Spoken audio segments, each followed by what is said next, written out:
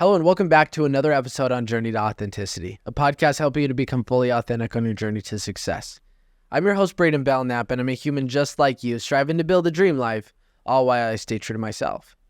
But what if you're in a position of wanting to share your vulnerability, but it's almost a scary thing to do? That's exactly why we have Chris Cook joining us today, because he's done just that. He's experienced breakdowns in the middle of I-15, wondering whether he's going to make it home to his ex-wife and his daughter, wondering what they're going to think, what his daughter's going to think, whether he can truly open up about his vulnerabilities and his struggles internally. And this is going to do exactly that. It's going to help you see that being vulnerable is a good thing and that you too can do just that. Welcome to the show, Chris. Thank you. Absolutely. It's good to have you. Thanks for having me. Absolutely. Just to jump right into it, obviously you run your own podcast, Men Talk. What inspired you to jump into podcasting? Podcasting, I think I just fell into it. I met with Skylar. All I wanted to do is like create reels. And I show up to like Skylar's place, or I just happen to talk with Skylar. And we just talked over the phone. And then like I went to his place. I like invited my friend. I was like, hey, I just like really want to create reels. I kind of want to do like a solo thing. I want to do this. He's like, we're just going to do a podcast. I was like, we're just going to do a podcast. Okay. So that's like kind of how it.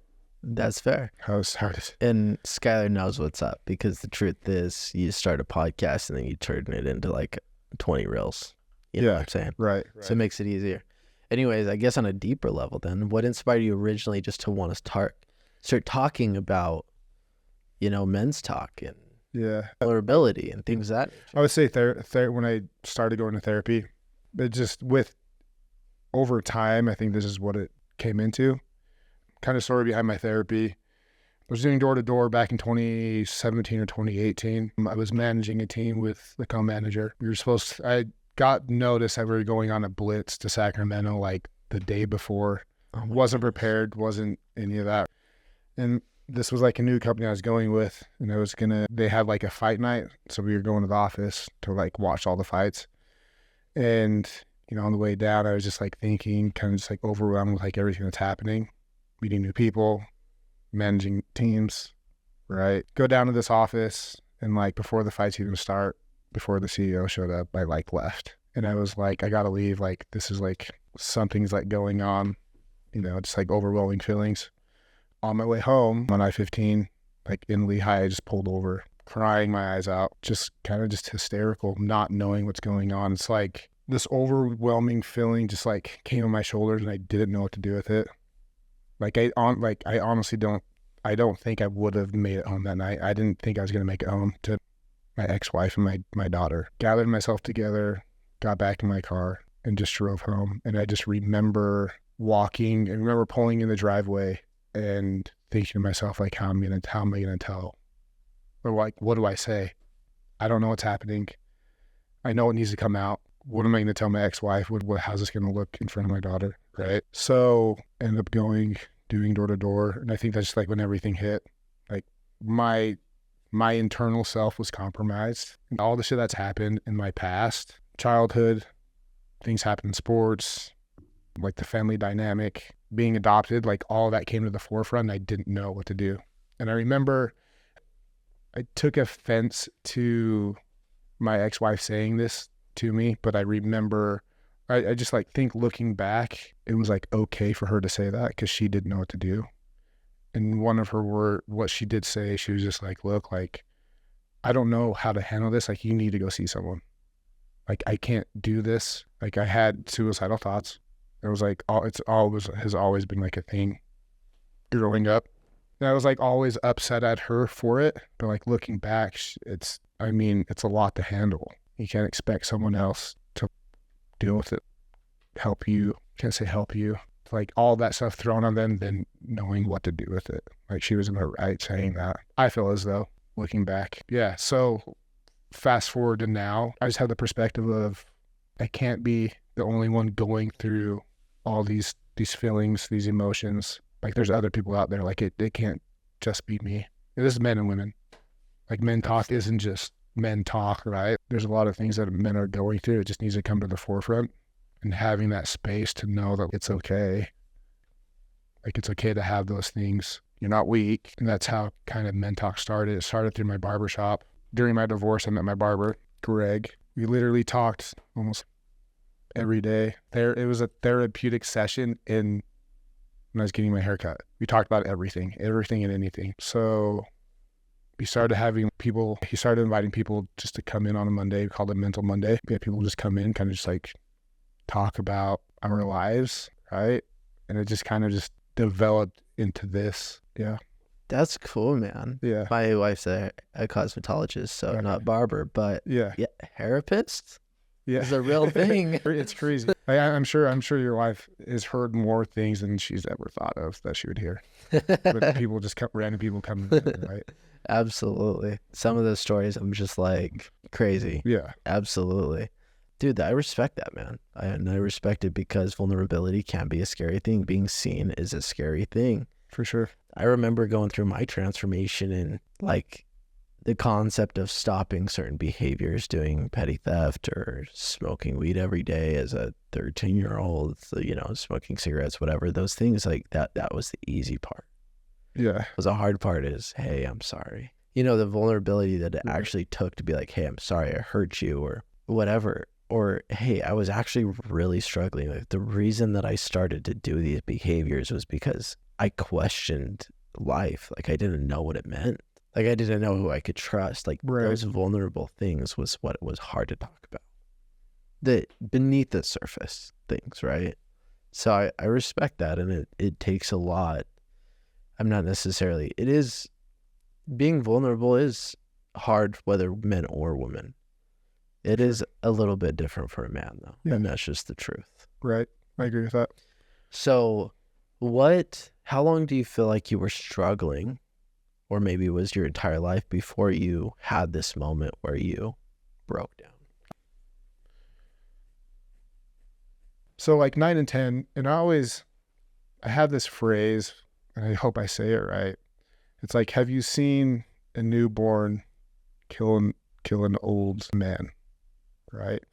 The reason why I say this is because I was like 9, 10 playing hockey in Rock Springs. I remember walking in this rink and this guy was just like staring at me weird. Like I'm a kid. Like I just noticed, and I'm also really aware. I've been aware since I was like at my surroundings as like at a young age. Guy just like staring at me weird, whatever. I was like there for a tournament, and towards like the end of the tournament, like our last game, I just remember walking out of the locker room, looking at like a double pane door. Right. I see my dad ahead of me and walking past this door, and this dude, the same guy, like I see him, he's like in this other room. He's like, hey, like, come here. And he's like, you're not worth the rope that I have in the back of my truck. And I didn't know, like all I felt, didn't understand what he meant. All I felt was like, it was just like kind of like dark. And since then things like shifted.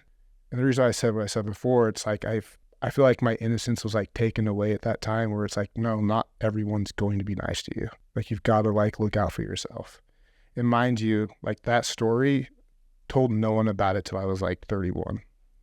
So like I held that for so long, where I had this thing happen. I didn't know what to do with it.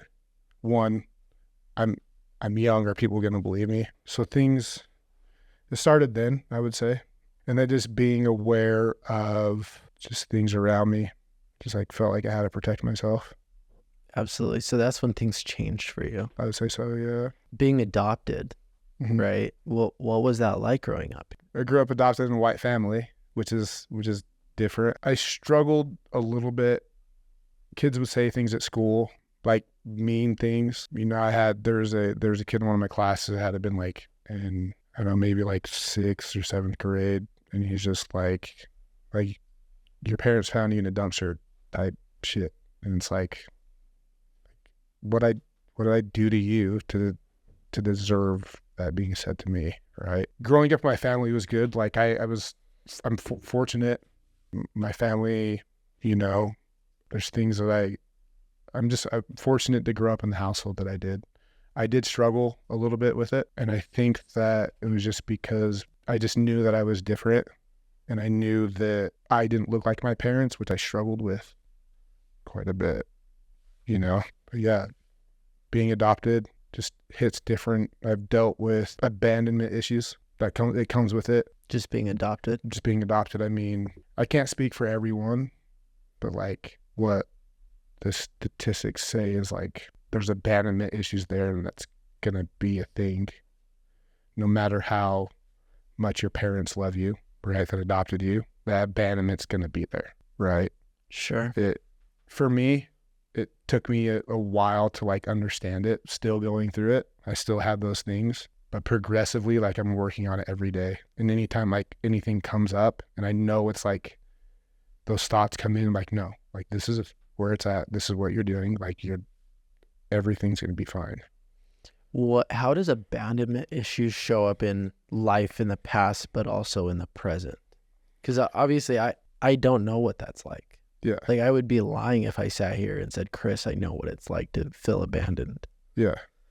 I just don't. So I'm curious to know what that is like. I think it's in several ways. The way I've navigated it is I've had to be okay with loss. If things don't go my way, I have to separate myself without an emotion attached behind it. Because I know if I lose something, okay, then the next step is just to move forward. Not necessarily push those thoughts down, but navigating in a healthy way where I just have to move forward and separate myself from the situation.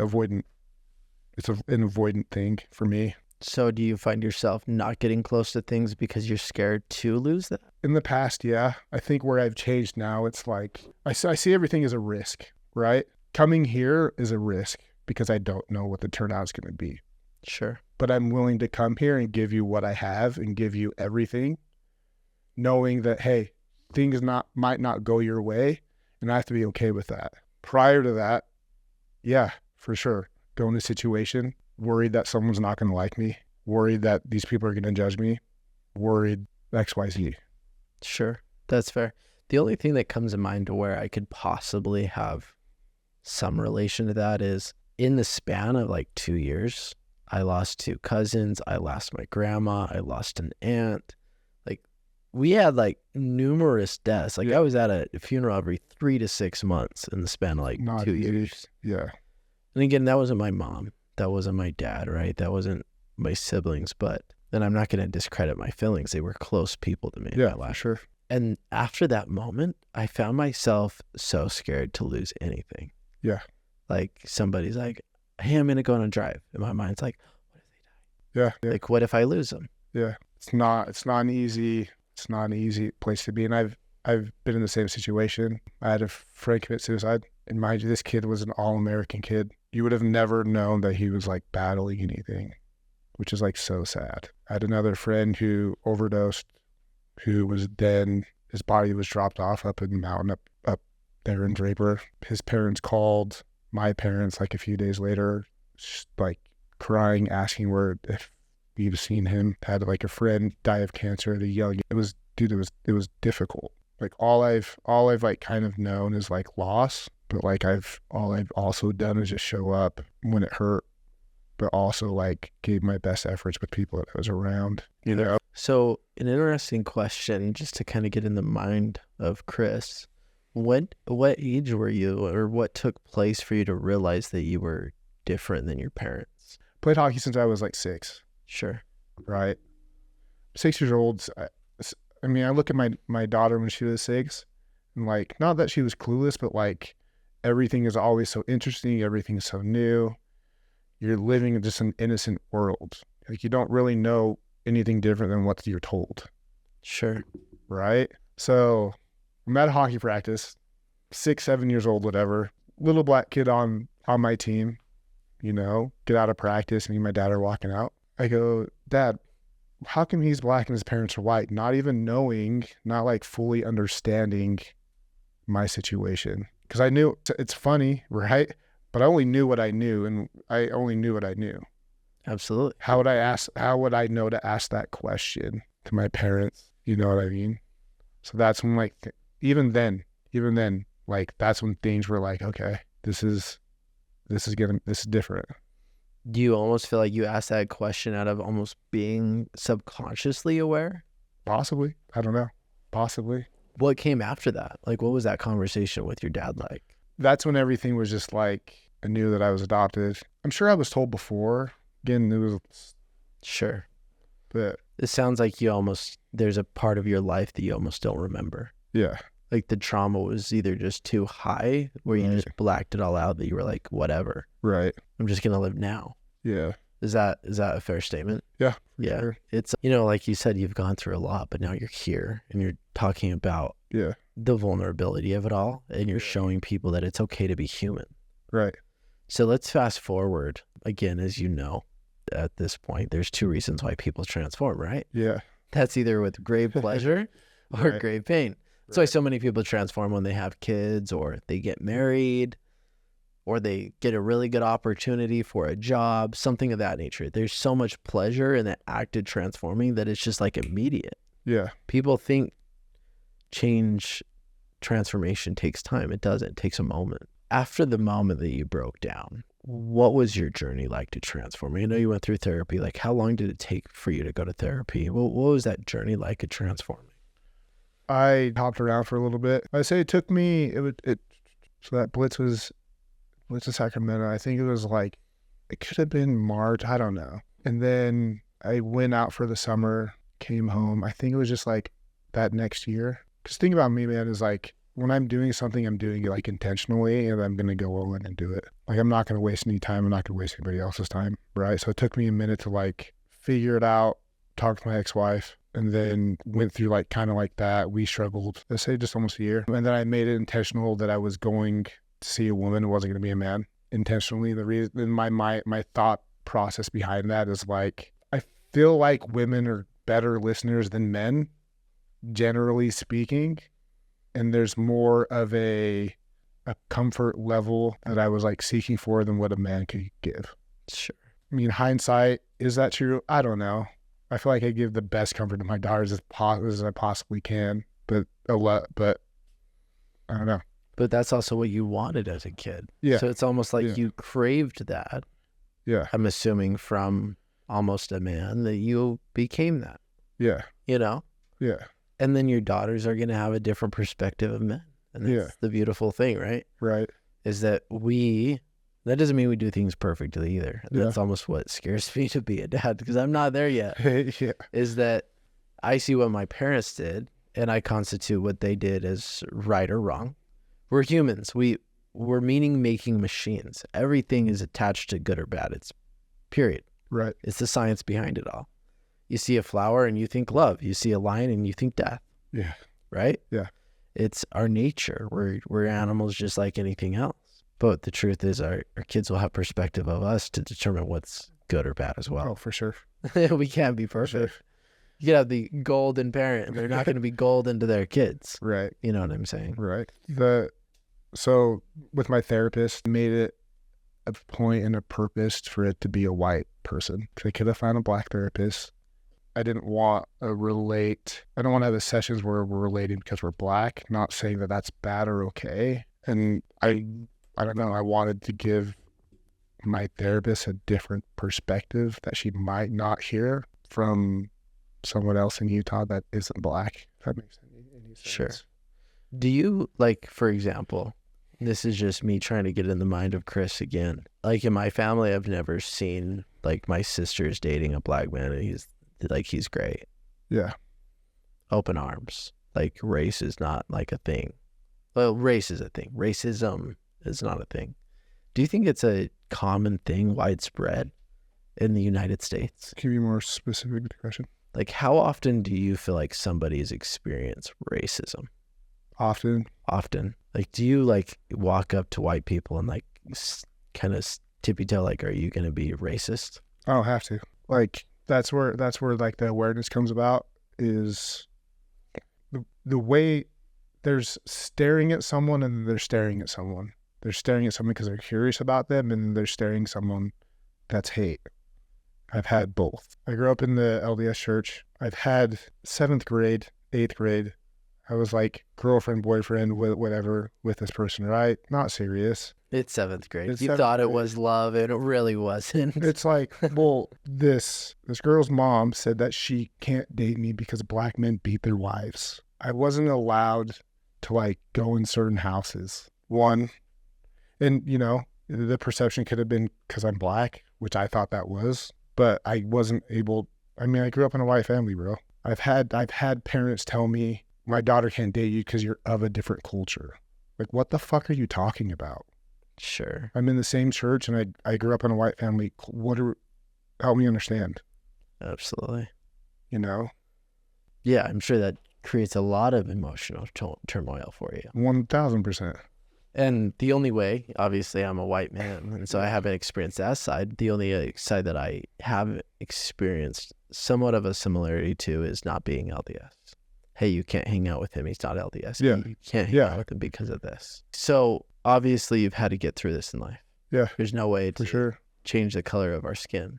Yeah. How have you overcome this? How are you setting your daughters up for success for their future? Biggest thing is just teaching them to be confident. Like with my oldest, my youngest she's not even 2 yet. So it's like, She's in the innocence part of she's in the life. innocence part of it, right? With my oldest, it's just teaching her to be confident. Like, I was talking about this with my barber. Like, I will teach my daughter to hold her own, no matter who it is. Be respectful, by all means. But like, if it comes down to it, you have to hold your own. You do it. Whether this person's bigger than you or anything, like, you hold your own. Like, it's not a question. Absolutely. And she does, and she will. So how do you teach her that? Like, how are you as a parent? Like, is it just you showing up in your own life, showing like, hey, you know what? Dad's transforming his life. Dad's Constant communication. Constant communication. Constant communication. Always talking with her. Like, I'm not going to force my daughter to do anything. Like, at this point, like, she's 9 years old. Sure. Like, I'm giving her autonomy to decide on the things that she wants to decide on. I'm not going to agree with everything, but she's also going to learn from her mistakes. And the only way she's going to do that is she decides things on her own. When she goes to college, say she has a scholarship or decides where she wants to go in the state, I'm not going to make the decision because who's going to be going to school? Like, this decision is yours. Like, I'm not going to hold you away from what you want to do. I'll give you information of how I feel about the situation, but at the end of the day, if you're comfortable with your decisions, your decision making, then do it. Absolutely. Well, that's the power. That's the power of being a parent, though, right? Yeah. Let's say, as far as I'm concerned, being a healthy, strong parent is like you're starting a podcast, right? Or you've started a podcast. You've started to be vulnerable. You've gone through therapy. Yeah. You've done the work necessary to say, you know what, I'm going to work on my health, my spirit health. Hey, I'm going to work on my mental health. Hey, I'm going to work on my physical health because you work out often, obviously. I try to. Well, you look good. Thanks. So I'm over here working out for like a while. I've lost 35 pounds this year. There you go. And I'm wanting jacked arms already. It doesn't work that way. It takes time. Dude, it takes time to do that. It does. Point being is you've been consistent. You've started your podcast. You're being an example. You're being a role model. And then you're going to your daughters and you're saying, hey, listen, this is Dad's advice. Yeah. Take it or leave it and learn on your own. Right. That takes a strong period. Because you know how many people just want to be right? Yeah. Like they say, hey, this is the right way. And if it's not, then we're not friends. It's like, that's complete bullshit. Right? Mm-hmm. Communication is what you can disagree and still be friends. You can still disagree and sit down at dinner and have a good conversation. Yeah. And that takes a strong person to be able to do, especially with their kids. Because I can only imagine when you have kids, you want to steer them away from any evil, any hardship, anything. Yeah. And we can't do that. I mean, you can't really, personally, I don't think hardship, you can really steer them away from. Sure. I mean, dude, I had a really hard time with my daughter going to school when she was in kindergarten. And the reason why that is because as soon as you drop them off, you lose control. Anything can literally happen to your child. Making friends, not making friends, having friends, are they going to treat you good? Right? Absolutely. And that's a whole nother conversation. Is your teacher going to respect you? Like, that's the type of things like I think about. Absolutely. Right? Like hardships, just going to have them. All I can do is like, when you get home, let's just talk about it. And having that conversation. Being communicative with. And that's the trick too. You talk about listening. You know how many parents say, hey, how was your day? And then not without about just going about something else. Yeah. But actually sitting here and saying, hey, how was your day? Yeah. And then creating space for your kids to actually listen. Yeah. But that's important for anybody. Spouses, Yeah. you know, you're even when going to see your parents, like, hey, how was your day? And actually meaning it. Yeah.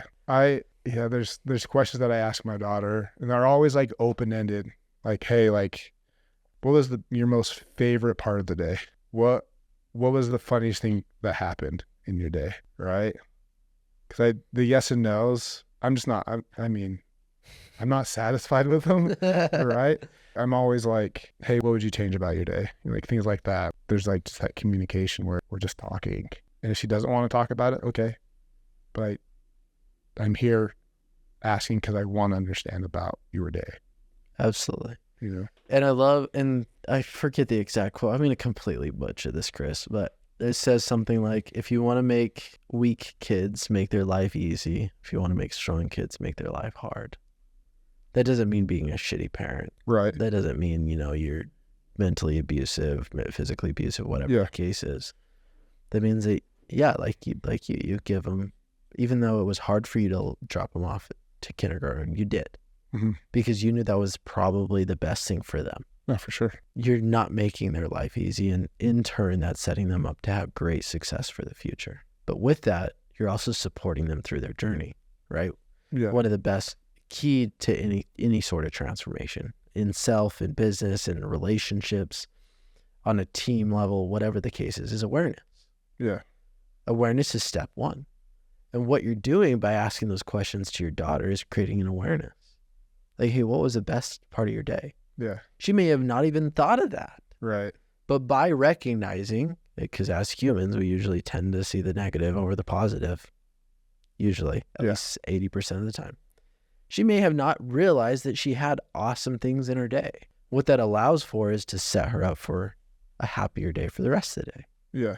But by asking, hey, what's one thing you would have changed about your day today? She's aware of what she would have transformed to where she doesn't have to do that again tomorrow. Yeah. You're setting her up for success by allowing her to have her hardships, but also being a loving father and supporting her along her journey. That's powerful. Yeah. But meaning it too. Yeah. And I think that was lost in the older generation. Like, I saw so many parents, like friends, whatever the case was, where you'd go hang out with your friends after school. Mm-hmm. They'd be like, hey, how are you guys doing? Oh, and we're going to be having this for dinner. Like, you obviously didn't mean it. Yeah. You were just almost checking that box to be able to say, I asked my kid how his day was. Yeah. Would you agree with that? No, I would, for sure. For sure. This probably isn't a popular opinion, but I feel like our generation is kind of like making a shift than the older in a positive way. I feel like there's a lot of people that I think it's like not. I mean, politically wise, I mean, that is what it is. Sure. But so I think I agree to that to a point. And I'll tell you more. Yeah. I think like 80% of the time I agree with it. Why? Because I would agree I see more fathers now that are present in the fact that they still are going to be the providers. They're going to go out and they're going to do what's necessary to put food on the table. Yeah. They're going to take care of their wives. They're going to take care of their kids. Like, I still do believe in those traditional beliefs. Yeah. The Bible says it. Like, don't shoot the messenger. The message has already been. You know what I'm saying? Yeah. Women and men have different roles. We have different. I can't birth a child. Like, my wife will do that. That's her role. Like, there's nothing to argue with. Like, she is born with a gift that I wasn't born with, but I'm born with other gifts that she wasn't born with. Yeah. And that's okay. That's what makes the world go round in a really beautiful way, as far as I'm concerned. But I would agree with you for the fact that most fathers, or more fathers now, are still willing to ask their daughters how their day was, or even their sons, right? The other flip side is, I think there's some people that just went way off into the far end. Yeah. I mean, I don't. You know what I'm saying? Yeah. So I think that we made a good shift, but I think there is a percentage of people that went way over here. Yeah. And it's like, hey, let's not play this extreme game. just come right in the middle, because usually that's the right answer in life as far as I'm concerned. We can sit down and have a disagreement at dinner and still love each other. Like there's so much separation in the economy. But here's the thing is there's not just separation in the economy of right or left or whatever this crap is. It's the separation in the families and the friends that are taking place that's hurting America more. Yeah. And this isn't even a political standpoint. But over the last years, I've seen friend groups break up by one simple belief. Like, let's make that bring us together. Let's have a conversation about it. That's how wars start. People stop talking. That's how arguments start. Yeah. One friend said this, another friend said this, and then all of a sudden it's a fight when neither were actually true. Right. Or if they just got together and had a conversation, they'd be able to shake hands, hug, and love again and move forward. Yeah. I agree with that to an extent. And I hate political shit. It's just divisive. But what I will say to this, back in 2020, I was genuinely like scared. And the reason why I say that is like the whole political climate then, with things that like the president would say, was so divisive, where it like brought things out of my family that I've never thought I would ever hear in my entire life. Yeah, right? Absolutely. And I'm not just saying my family, I'm saying like people I'd follow on social media, coworkers. Sure. Like the closet hate that came out made me like, okay, like I can't, there's certain things that were said and done that I can't talk to you, where there's like a line drawn. I respect you that the life that you're living, because it's not easy, but like the line's here and we don't have the relationship I thought we had isn't what it really is, if that's how things are being done and said. Yeah, exactly. That's what I mean. The division of families. You know what I mean? Again, whoever's going to be listening to this, it's respect. You can do your thing. I can do my thing. Life isn't easy. It can be shitty sometimes. It can be also really beautiful. But absolutely. That comes down to, so I have tiers of who you should be spending time with in life. And it's like you said, it's respect. Yeah. It's allowing you to be who you want to be, and it's allowing me to be who I want to be. Yeah. It's allowing for you to do what you want in life and me to do what I want in life with no impact, period. Yeah. And it comes down to this. If somebody doesn't support you for who you are and what you do, yeah, and they're not looking to be better themselves or either at the similar level, if not higher than yourself, don't spend any time with them. Yeah. Like, what are you doing? Not only are they trying to be better, they're not supporting you. Yeah. Let them go. Yeah. Then there's the people that aren't necessarily looking to live or be at the level you want, essentially your goals, right? They don't want to achieve those big things, but they support you. It's okay to give them some time, right? A lot of your family is probably actually going to fall into this section. Does that mean, like, if you get somebody that believes in you, supports you full-heartedly, and loves you for who you are, yeah, that's a good person to be around. For sure. Does that mean you want to spend all your time with them? No, because you also need to get the people that are looking to achieve the big life, to motivate you, to keep you going, right? And then that's the top tier. The people that fully support you for who you are. Yeah. The people that fully support you for what you want to do. But they're also trying to be the best version of themselves. They're also trying to achieve those big things in life. Right. Those are the people that you want to spend the most time with. Right. Because there's no limitation. Yeah. I have this thing where it's like, it might be hard for others to hear. I'm at the point in my life where it's like, I'm going to make the decision that's in the best interest of myself. And if the people around me have an issue with it, then I guess that's not the relationship that I thought we had. Right. I'm not in control of your feelings. Like you make those your own. Right. Absolutely. Again, doing everything out of respect. But if there's an issue, who's the issue with? Because I'm making the decision best interest of myself, right? That's just where I'm at. Absolutely. I have to protect myself, and I'm gonna do what's best for me. 100%. But the concept of that is very loving, right? Because if you don't love yourself, yeah, how the hell are you gonna love your daughters to your fullest capability? Right. Right. If you don't love yourself and you're not putting you first, how the hell are you going to do that for a future wife? Yeah. Like me and Megan, my wife, I come first. She comes first. Because I know she's not 100%. She's not going to be 100% for me. Second is our marriage. Yeah. Period. Third, that'll be our kids. Because if mom and dad aren't 100%, how the hell is the family going to be 100%? Right. And if anybody has a problem with it, then that's fine. It's not my issue. Like you said, you're not responsible for anybody else's emotions. But ideally, hopefully someday those people that have a problem with you putting yourself 100%, ideally they see themselves in the mirror. Yeah. Sooner than later too. Yeah.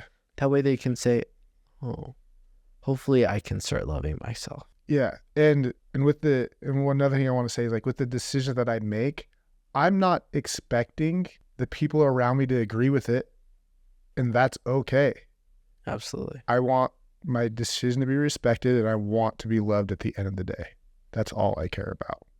Absolutely. You can disagree with me. That's fine. Let's talk about it. I'll tell you why this is where I'm at. Absolutely. It's not like I'm trying to make it easy as possible with the people that are around me. You're on a mission. You're on a mission to love yourself, to build the best version of Chris. Yeah. And you're on a mission to build the life that you deserve. You're on a mission to not only build your life that you deserve, but a life that your daughters deserve. Right. And if anybody's going to get in your way, yeah, get the hell out of my way. Right. Like, I can only imagine you come first, your daughters come second, period, end of story. I don't even think a woman would come between that. I could be wrong, though. What do you mean? Like, your daughters come first before another woman stepping into your life. So I have a thing about this, and I haven't really got a good answer from anyone. I mean, I need to ask my therapist. I ask her. There's like two sides to it, right? Kids do come first. They always will. And for like a partner that I meet that I eventually do want to get married, like, my biggest question with this is, like, at what point in a relationship with my partner and my relationship with my kids, like, at what point do we protect the relationship between each other and leave the kids out of it? Does that make sense? Absolutely. Kids come first, but at what point are you to protect this relationship too? So do you want to know my Yeah. thoughts? And I would say that, I mean, that's, I was going to say, I feel like I'm 100% right, but me and Megan are married right now. Kids come into the picture. Obviously, we're still number one. Because again, if we're not 100%, the kids aren't 100%. So as far as I'm concerned, marriage is the right answer. Right. Once marriage takes place, I agree with that. the kids kind of come third. Because now we're a unit. We're a family. Marriage literally has made you one. Right. Yeah. I would say 100% that's when you and that girl come first before the kids. Yeah. That doesn't mean you love your kids any less either. Yeah. That does not mean that. And But I agree and thank you for answering this, because, like, that's what I've been thinking about a lot. And, like, there's women I've talked to about it that kind of, like, struggle with, well, I have to have her first because at that point for me, it's like, then the kids are dictating the relationship of how we're going to navigate this unit with each other. absolutely. I won't do it. Like, And- I will never live that way. Like, the kids' feelings, their thoughts, their opinions, they matter. But, like, in order for us to move as a unit, the adults have to take priority, and then we navigate it together. Absolutely. I'm not saying that I would navigate it for us, right?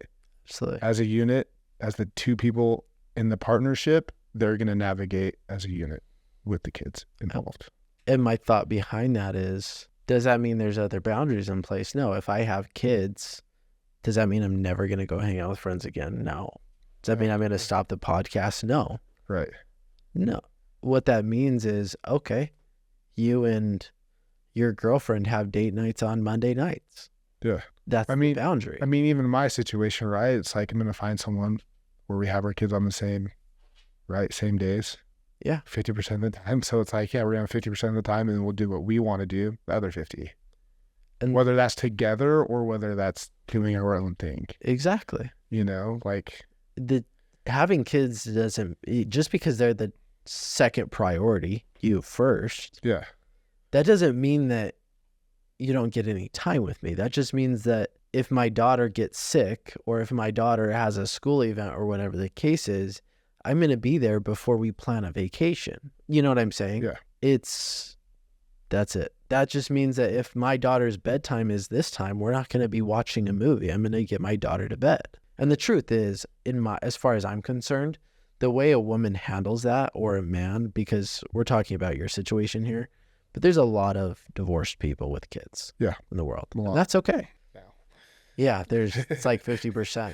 Point being is the way that they show up as a boyfriend or a girlfriend, as far as I'm concerned, is practically a mirror inside, practically exactly the way it's going to be when you're married. Yeah. It's very few and far between where somebody changes when marriage takes place. It happens. I'm not saying it doesn't. Mm-hmm. I can definitely tell you that people will change over time, but if you're yes and no. Tell me more. Well, and the reason, and sorry I'm cutting you off, and I say that is because I think it's just hard for people to change once they've been doing the same thing for so long. Not saying you're wrong. Not saying you're wrong. I just think that people are, I'm stubborn. Yeah. I feel like the majority of society is so stubborn that they're just doing things in their own ways. So, example. Yeah. Like my friends, they're listening to the same music as we were in 2007. I'm like, dude, like shit's evolved. Like things are newer and things are so much better. Absolutely. Like that's my comparison. Like people don't really change. They just kind of just stick to what they're doing. That is the truth. You know what I mean? This is what I'll say to this. This is like my ultimate belief system. People think change and transformation means the same thing, and it doesn't. Change happens no matter what over time, but transformation is intentional. Yeah. So I think you're right. Like over 90% of people, minimum, aren't going to transform intentionally. Right. Meaning, I just got married. Now I want to be a better person. I want to live with better values because they have kids, and I want to make sure that I'm the best stepmom or stepdad possible. Yeah. Or, there's just so many different changes. But changes, I think, happen in no matter what. Yeah. Why? Because somebody's financial situation at, let's say, 30 could be, I'm still poor, but at 50, they're wealthy. So naturally, they may be either a better person or a worse person because of money. By the way, that is a choice. Money doesn't make you bad. Yeah. But since over time they progress in their career naturally changing, their way that they are at 50 may be completely different than at 30 because... Yeah, right. So that's where I would come from on that one. Gotcha. No, that makes Change, sense. intentional, transformation rarely takes place. Yeah. But change, I think, always does. Right. But you are right.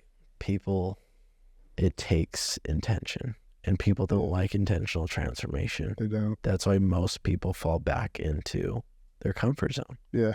It's just truth. It's like a comfy blanket, a nice warm blanket on a winter's night. That's your comfort zone. Everybody wants to go to it. You know what I'm saying? Yeah. Nice winter night. Who doesn't want to get in a hot shower and then get in a blanket and jammies? Who doesn't want hot soup? Yeah. If it's cozy. Right. Yeah. But we need to choose that. Right. And that's the intention here. We've talked a lot. We've been a little sporadic here, which has been great. And I've loved the conversation. But really what we're getting at is be a good human. Yeah. Like have conversation. Like intentionally evolve yourself. Yeah. And everything will be all right. Right. Like we're talking about raising the next generation, which you're way further away. You're way further ahead on that than me. Take your time to have you. For real. But you're talking about raising the next generation and you're having conversation with your own kids. Like that's way more emotional driven than having a conversation with a stranger as far as I'm concerned. I don't know, but I would only imagine. Yeah. You mentioned being okay with having your kids have a hardship. It's a beautiful thing because not that you want it for them. Yeah. But you know that I want to do everything I can to protect, but it's like you can only do so much. Why Absolutely. not start it? Why not start it now, essentially? Yeah. So if you were to sum up your transformation from your childhood, being adopted, experiencing racism, experiencing loss of suicide, having that breakdown, if you were to sum up the way that you transformed your life in a couple of simple steps for people to take after today, One, be intentional about getting out of your bed when you wake up. Like, make it a purpose to get up and make your bed. Get in the shower. Be intentional throughout your day and be reflective about your day. Count those wins. Hey, I made my bed. Hey, I got in the shower. Hey, I made it to the car and I'm going to the gym and doing X, Y, Z, right? Looking back and being intentional and just counting those wins, and then stack those wins, stack those days. Easier said than done. Again, life is not easy for a lot of people. Again, it can be really beautiful. And just make sure to love yourself. Can I go a little bit deeper with that? Please, yeah. And it goes to like, and why I was saying the music stuff to you, like that entire album's, it's all therapy, literally is. Go into that. What I know, I listened to some of the songs. They're great, and I actually read the lyrics, and they're great.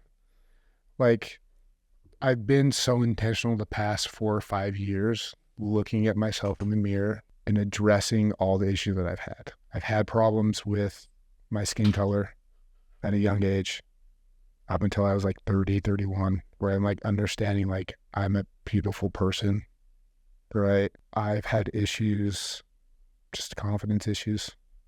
Like I've literally broken everything down of like what I don't like about myself, what I didn't love about myself, to the point it's like where I shared it with like a close friend and he was like laughing at some of them. And that just told me, it's like, dude, like you don't realize like how good you are, right? Like I literally had to like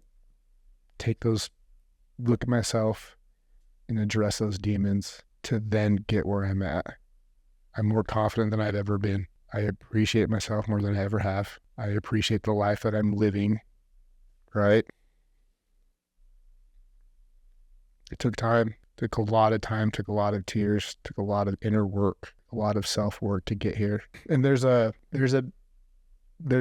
lyric by Mac Miller, you know, and like if anybody's ever like struggling, and I hope this helps you, is in one of his lines, he says, keep your eyes to the skies, never glued to your shoes.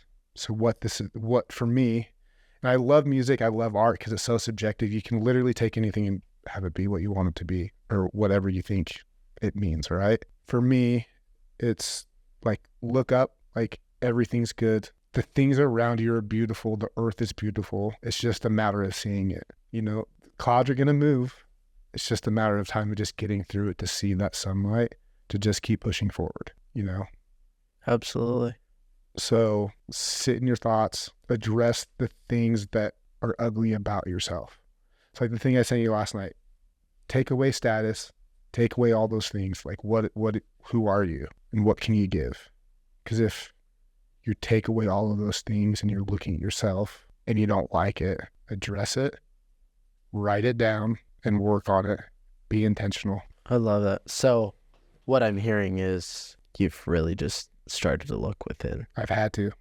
Your transformation came from a place of starting to understand yourself. I'm not doing it for myself. I'm doing it for my kids. That's the number one thing. But in turn, I'm sure you're loving life so much more. Yeah, too. for sure. Your kids have a big part of it, but that comes down to we transformed for two things, great pain or great pleasure. Right. You had grave pain and grave pleasure with your kids. And naturally you've turned into the person that you like looking in the mirror for. I would hope. Yeah. I would hope things are maybe not fully transformed, but you're still taking it a day at a time. Yeah. I mean, I look at myself now and I'm happy about who I am and I love myself. Yeah. But I also still look in the mirror and I say, yeah, you got some work here to do, my friend. For sure. You know what I'm saying? It's like, look, like at the end of the night, I always like say this, it's like, and I could be wrong, but I feel like at the end of the night, right, that's when people are like their most vulnerable selves because everything is like ending that day. So like looking at yourself in the mirror, like, can you say you love that person at the end of the night before you lay your head down to rest? That's powerful. You know what? It goes in the concept that usually people are the most vulnerable at their end of life. So you actually have a very good point there that I would actually agree with full-heartedly, that people are their most vulnerable at night. And that's where I do most of my reflection. Hey, what's one thing I could have transformed today? Yeah. What's one thing that I could transform in my life that just is not okay, that's a daily habit every day? What was I really grateful for today that I did good? as I'm doing my nightly routine, I ask myself those questions. And it's not that I don't in the morning, but I would agree with you. My answers are usually a lot more deep at the nighttime. Yeah. I mean, I see that in myself, but I've never thought about it that way. But I think you hit it right home. Yeah. So people, do you think the best place, and this is obviously from personal experience, and I don't think the right answer is for everybody. Do you think the best place to start is therapy? Or do you think it's okay to start that process on your own? Everyone's different. Yes, but everyone's different. Everyone's in a different financial situation. That's one thing too. It's like, it took me a while going to therapy that I had to like realize it's not about the money, right? Going to therapy, like you're fixing yourself, like the money shouldn't matter at all, right? Sure. Like it's like building credit. Why is someone wanting to build their credit? Because it's an investment for their future, because they want to buy a house, a car, XYZ, right? It's the same thing with mental therapy. It's, no, I'm putting this in investment so I can be better for the people around me that I love, be better for myself. Does that make sense? Absolutely. I love it. You've shared a lot of good perspectives today, Chris. And I always say I selfishly do this for me because I get to meet great people and the audience just benefits from my selfishness of getting to meet people like you. And with that in mind, 2 last questions. One is, if you had a definition for an authentic life, what would that be? Show up being your true self without anything to hide, because that's going to tell you who the people are going to want to stick around you or not. And if that's not the people, then who gives a fuck, literally. If they're not there for you, they're not going to be there at all. And why care? Why waste your time? Why waste your time? Like, don't waste your time. Absolutely. Yeah. And last question is, if you had to leave one last thing for the audience today, what would that be? I would say just be intentional with the people around you and make sure you hug them and tell them you love them. My experience has been losing people in my life, and I wish I could have said I love you before that time came. Absolutely. Value the time with the people that you have. So the call to action today is go tell 3 people that you love them. Yeah. I think that's a good place to start, to end, not Yeah. start. Start your journey telling people you love them. Yeah. Ending this podcast. Good deal, man. Thanks for coming on. Yeah. Thank you. Really appreciate you. Appreciate you. Thank you so much for listening to the Journey to Authenticity podcast today. If you liked what Chris and I had to say today, go ahead and subscribe and leave a review. This helps me get the most optimal guests for you that bring in fun, exciting stories. Also, while I have you, go ahead and go to BraidenBelnap.com if you really are ready to transform your life, or the link below. Let's jump into coaching, where I can help you really create your vision for life, help you see where you're at and create that awareness, and ultimately create your plan forward so you too can create the transformation that you're looking for. Have a good one, everybody.